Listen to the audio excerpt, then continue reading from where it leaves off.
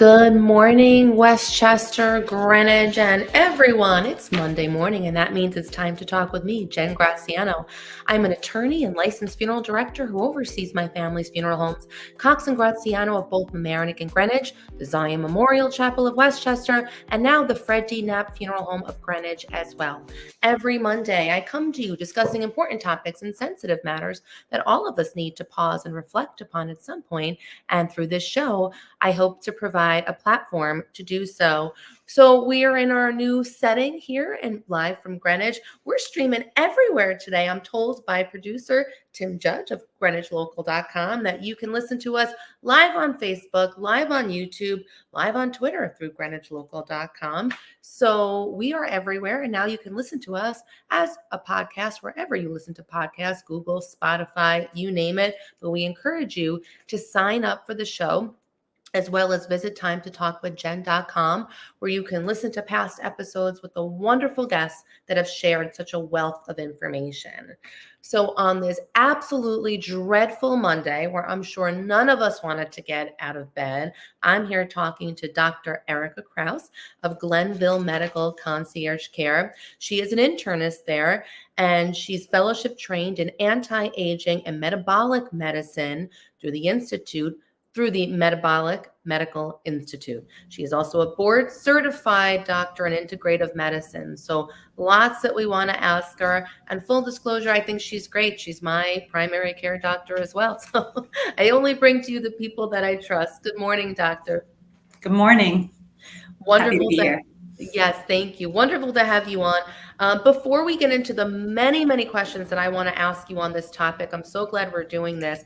Can you explain to our listeners and viewers the type of medicine you practice? Anti-aging, it sounds like everyone wants to know how you do that and how you can help people do that, as well as metabolic medicine. For those not familiar with the terms, please share some insight.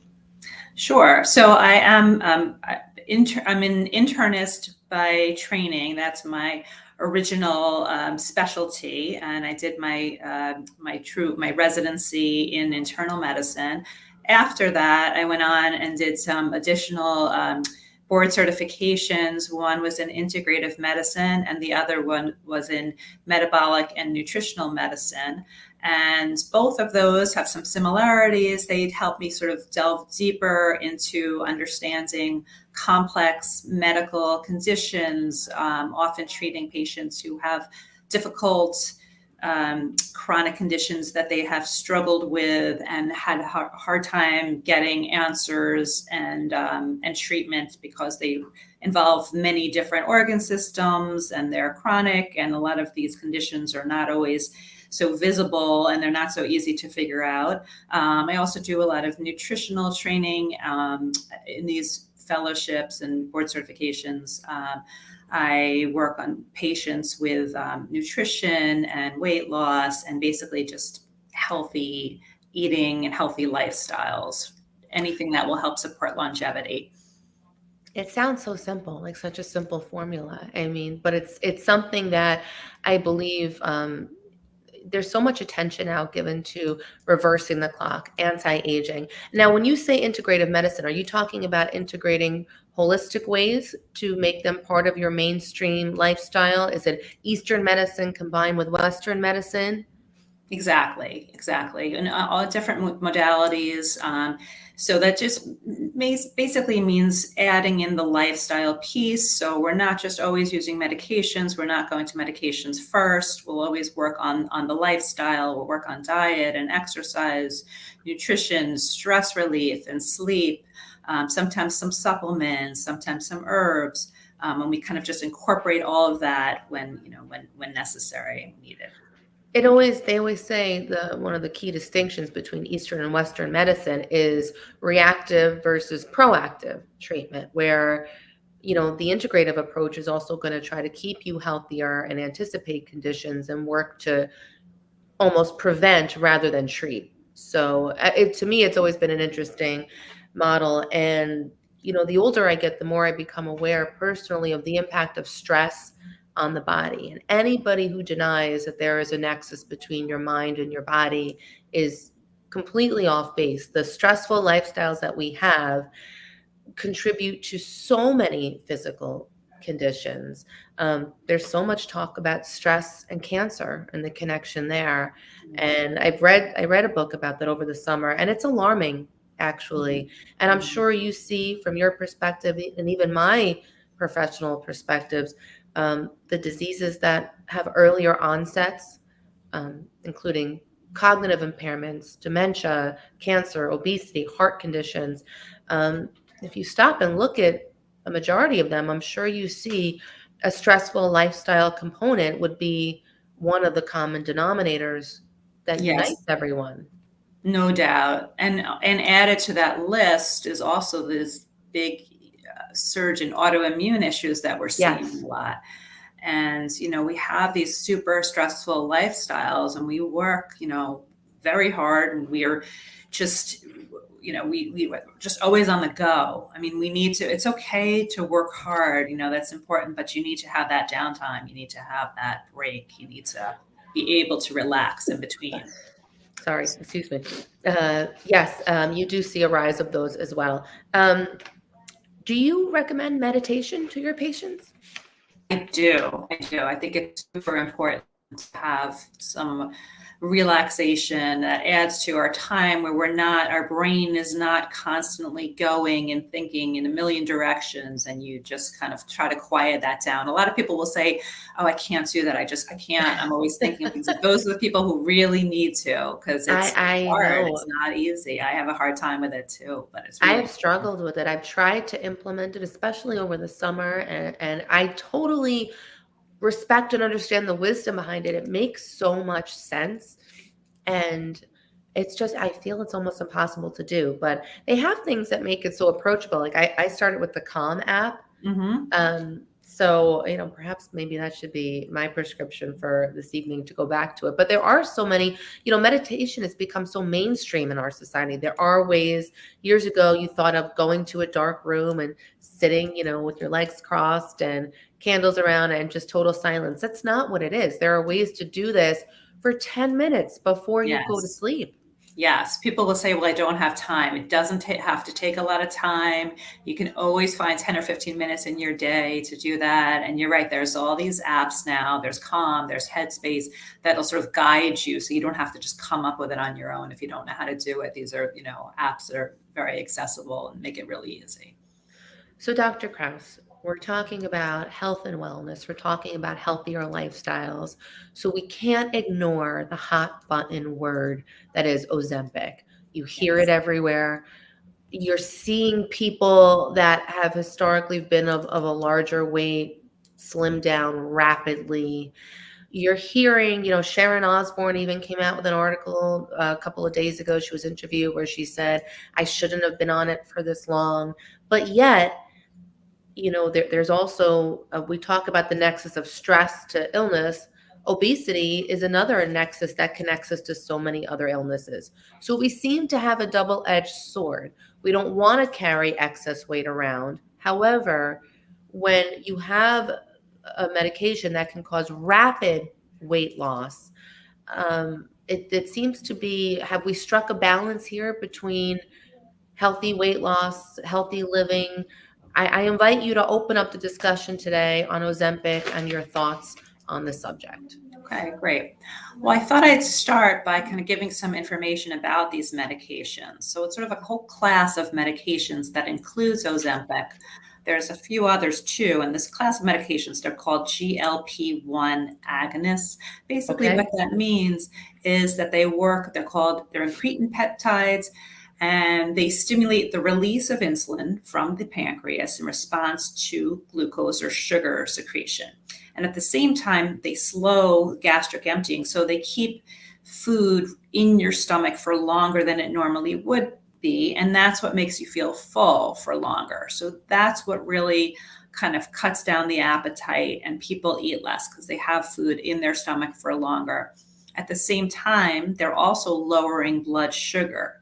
So these medications were, as probably most people know, they were originally released and prescribed to treat diabetes. That was the Yes. first indication for these. And it's been around a while, doctor? I mean, this has been a long prescribed regimen for a diabetic patient? Yes, these have Okay. been around for years. Before we were using them for weight loss, we were using them for diabetes. So why all of a sudden? What was the you've laid a great foundation as to what they are. What was the initial spark that caused them to shift their use, their purpose of use? Well, starting to use them for diabetics, people noticed that these diabetics were losing a lot of weight, and sort Okay. of it's part of the mechanism on how they work is that they will cause weight loss, and when you lose weight, your blood sugar is going to go down. But they were such a dramatic weight loss that it drew a lot of attention to, hey, maybe these medications can be used as weight loss medications. We have some weight loss medications that were around for a lot longer, but these just by and large were so much stronger, and people were losing much more weight than what you would see with some of the other weight loss medications that had been around for longer. So then that sparked the FDA or the pharmaceutical companies to look for FDA approval for weight loss. So we talk about, you mentioned Ozempic. Ozempic is semaglutide. That's actually the generic name of the medication. That's really a diabetes medication. Ozempic is really only FDA approved for diabetes. Oh, really? Okay. Yes. So Wegovy is the brand name for this. It's also semaglutide, but that's approved for weight loss. Okay. There's one other that's also approved for weight loss called liraglutide, which is similar, and the brand name is Saxenda. So now Saxenda is also, to make it more confusing, a diabetes medication called Victoza. So they took these two medications, Victoza and Ozempic, that were approved for type 2 diabetes, and they have new names, and these were approved for weight loss. So they're a little different. The Saxenda or Wegovy, which is for weight loss, is a once a week injection that's given. Okay. Whereas the Saxenda is a daily injection. So Wegovy is a little more preferred. People usually prefer to do a once a week rather than a daily injection. And it also seems to work a little bit better. It's a little bit more effective at weight loss.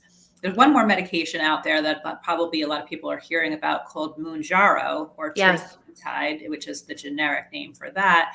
This one is actually only FDA approved for diabetes. However, people are using it off-label for weight loss because it is so effective, and it's actually a little more effective than the Ozempic and Wegovy.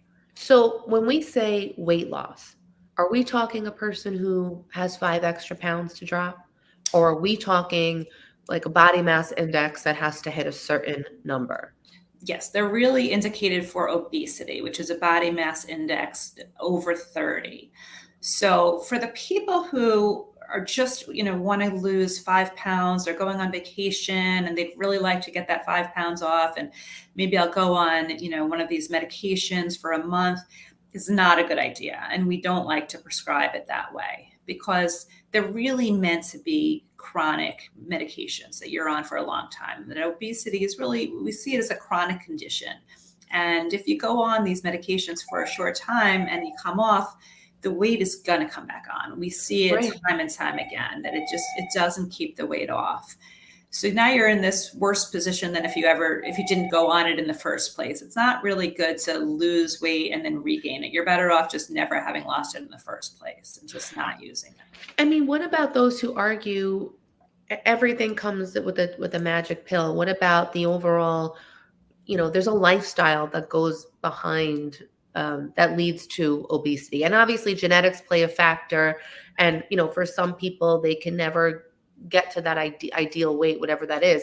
But overall, there's usually a lifestyle factor behind it. So what about the message to people who are against this line of these magic pills that say the pill isn't going to teach the person the lifestyle of going to the gym, of balancing their meals, of being mindful of what their intake is, because again, it's such a quick fix And then once they get off, like you said, the weight comes back. And the weight comes back not because the pill has a reversal effect or the injection has a reversal, but again, there was never that proper lifestyle training behind it. Right. Right. Yes. So lifestyle, as far as exercise and getting enough sleep, and we were talking before about stress relief. Stress and lack of sleep are actually huge factors in causing weight gain. So Absolutely. so getting all of Absolutely. those under control is so important, and learning how to exercise and strength training too, and not just cardio. You know, when you want to lose weight, you need to build muscle. We know that the more muscle we 100%. have, the better off we are, and the more that we will not raise our insulin levels as much. It'll be less insulin resistance, which then translates to weight loss. So that is super important.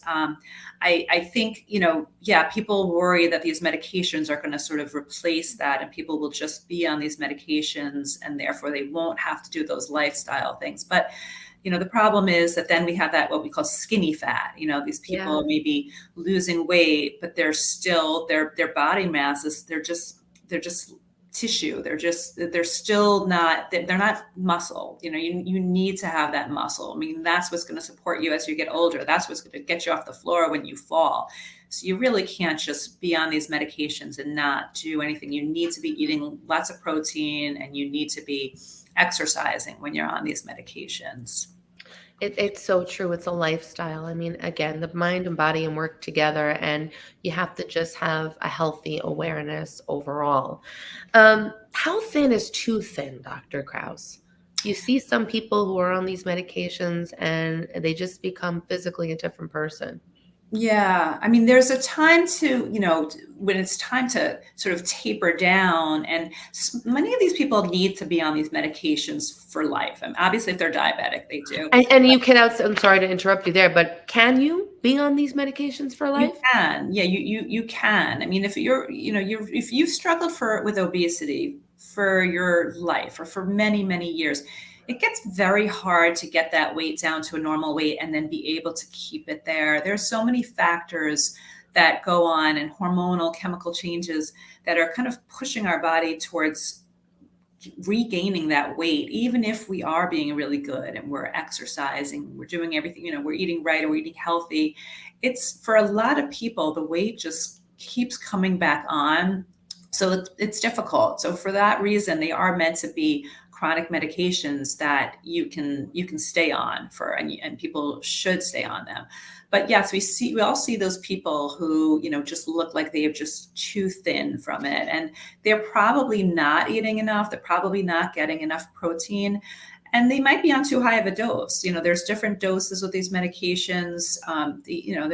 People need to sort of adjust it. I mean, if somebody's body mass index is now down to 20 or so, they need to either come off the medication or go on a much lower dose, because that's not healthy to be too low. So, what are some of the side effects, Dr. Krauss, from these medications? So the most common side effects are nausea, number one. So that's, because it's delaying your stomach from emptying. So it's keeping the food in your stomach for longer. People will often feel nauseous, mostly at the beginning, the first dose or two. There's also some diarrhea, there's constipation that can happen. And then some of the more serious side effects are pancreatitis, gallbladder disease, kidney impairment. And it can also lower your blood sugar. So those are the most common side effects. How often do you monitor patients on the drug? Do they have to come in every few months for blood workup? 3 months, yeah, about 3 months, people should be coming in for blood work, getting their weight checked. And now what we do in my office is a body composition analysis. So we have a machine that will check your body fat, your muscle mass, your visceral fat, which is fat around the organs, which is super important to look at that. And we can measure it while people are on these medications. And if we see that they're getting too low, or they're losing too much muscle, then we need to work on, okay, they need more protein, maybe the dose needs to come down, and we can kind of adjust it in that way. When you many years ago, there was a push towards gastric bypass surgeries for people who were suffering from this morbid obesity, these levels. Do you still see that as a recommendation? Have there been any studies to compare the efficacy of the drug treatment versus the surgical route? Yes, so that is these two routes. So medication, these highly effective weight loss medications versus bariatric surgery. There have been plenty of studies looking at the two, and they've sort of showed different results. And there's reasons for, there's advantages and disadvantages, of course, to both. We still do bariatric surgery very often, and that and one reason for that is actual cost. Surprisingly, you would think, okay, well, surgery is going to be a lot more expensive than medication. But over a lifetime, these medications, whether they're covered by insurance or not, because a lot of these are actually not covered. Well, especially if they're off-label use. So the Yes. drugs that you say are specifically diabetic, have the diabetic FDA approval, I'm assuming would not be covered for the Right. off-label use. Right. For that person who's taking Mounjaro because it may work the most for weight loss, that's not being covered by their insurance, and they're paying out of pocket. And even for somebody who is, who has a real need for the medications, they may be obese, the body mass index may be 40. They may not be able to get even one of the FDA approved ones for weight loss, may not be covered under their plan. They're not covered by every insurance, and it can be difficult to get them covered. So that is another issue. Do you find, though, that there's been an increase in insurance coverage, or do you find that, the pharmaceutical companies are well aware of the money-making nature of these drugs? Do you find that, for the most part, these are under private pay right now, that there are fewer people receiving coverage for these? Yes, they're still not really being covered very well. And then when they are covered, it's often, we'll kind of jump through all these hoops, and maybe the person has been on tried other weight loss medications, and they've tried other diets. So you've sort of checked all those boxes. And so great, they've approved it, but the approval means that they're going to pay, the insurance will cover $500. The patient is still paying $1,000 because they're super expensive medications. And what about the availability? I mean, people I know who are on it, they talk about they can't find it, and they're driving to far off places to get their dosage. Yeah, and that's definitely a problem, especially because a lot of the ones that aren't available, like Mounjaro right now, is very hard to find, and that's a diabetes medication. So there are people who are on it, they need it for their diabetes, and they can't get them right now. There's a big shortage. Yeah, and there's an ethical question in that. And actually, you raised the question I was going to ask. What do we do for the people who needed it for that purpose? I mean, the scarcity of that. What is the alternative or the backup, or what is available to them? Have we been seeing cases of diabetics, going into different types of failures without having these medications? Has it become an ongoing problem? It's definitely a problem, and it's some diabetics have had to shift into, if their Mounjaro is not available, maybe they're getting Ozempic or Victoza. They've had to change what they're taking temporarily, which is never great. All these medications are a little bit different, and you're not going to have the exact same effect. So it's definitely been a problem. I'm hoping that in time that there will be more availability for these medications. Eventually, they're also going to become generic, which will make it a lot easier to get them, and the cost will, of course, go down when that happens too. What about in terms of age? You take a 20-year-old girl who's hearing about this. I mean, is there a time when you might be too young? Because if you're going to stay the course for a long period of time, is it dangerous to be on this for 10, 20, 30, 40? I mean, is there a time that's too long? Whereas if you take the older candidate, let's say someone, not to say 60s are old, full disclosure, but if you have someone who's starting it at that point, and they're versus someone starting in their 20s, is there a time where you say this is too soon to begin this regimen?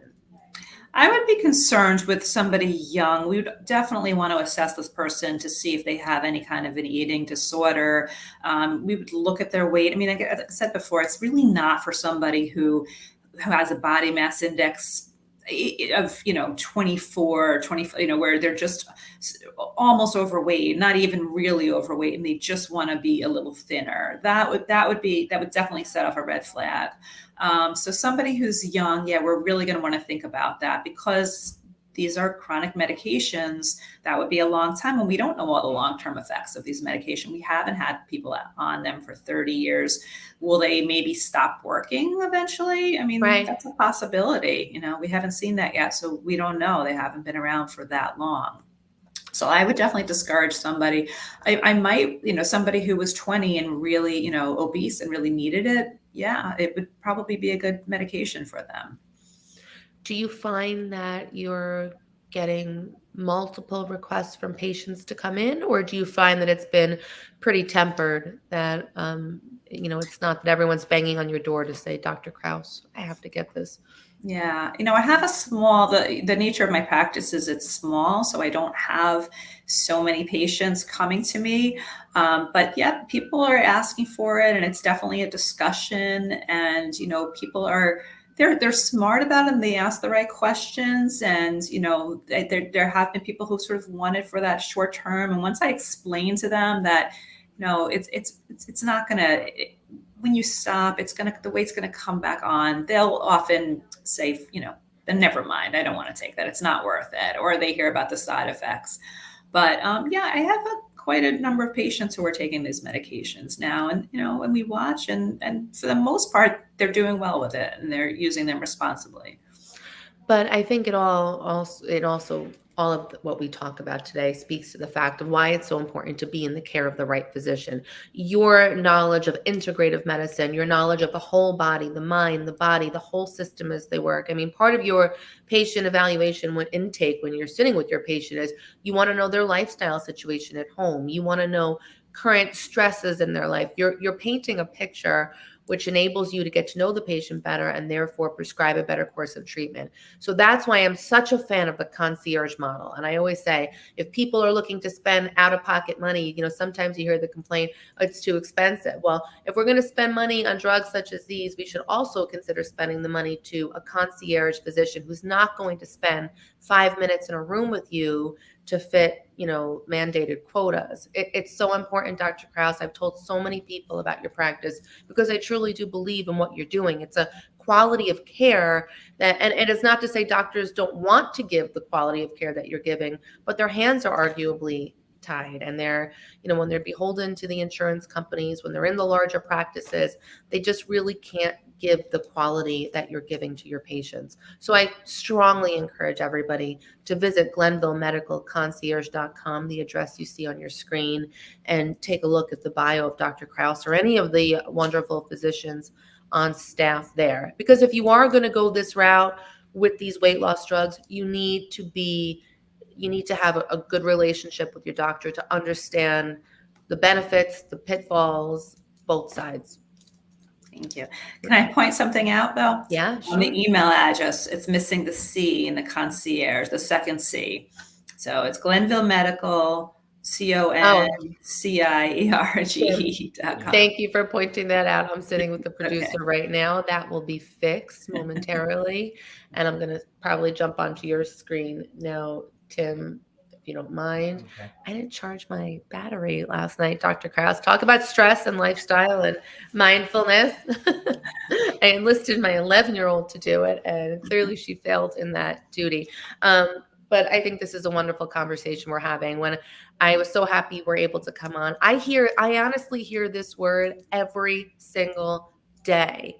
Which word? Ozempic. I hear it every single day. And so many people that I know, and I think you've clarified a lot that, listen, it's a major medical decision that you have to make, keeping all the factors involved. But ultimately, I think you pointed out that a healthy lifestyle, nothing can truly replace that. But there are some people that when there's dangerous levels of obesity that do require a step further beyond just the diet and exercise. And sometimes it helps just kickstart somebody in that right direction. But no matter, there is no drug that's going to replace diet, exercise, sleep, and rest. Exactly. When they find that drug, maybe I'll come in and ask. Something that could Always good. replicate 8 hours of sleep a night. I would inject that. So Dr. Krauss, your final recommendations today. So anybody who's thinking about going this route, recap, what should they really be thinking about? What questions should they ask their physicians? Yeah, if you're thinking about these medications, definitely have a conversation with your doctor about it. Find out if you're a candidate for these medications, but really think about being on these medications for a long time and not just taking them for a short period of time. If that's what you want to do, then it's really not the right medication for you.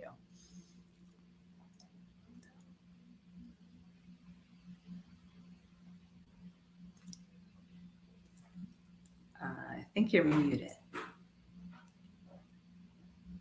Okay. Hi. Hi. I heard Now you. we hear you. Okay. Thank you. Wonderful advice. So once again, GlenvilleMedicalConcierge.com, Dr. Erica Krauss. Thank you for this information. We encourage everyone, don't take your health for granted.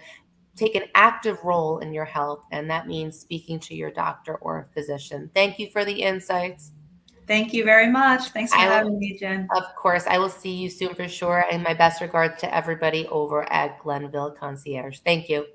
Thank you. And this is Jen Graziano, thanking you all for taking the time to listen as we took the time to talk. Have a great day, everyone. Bye-bye.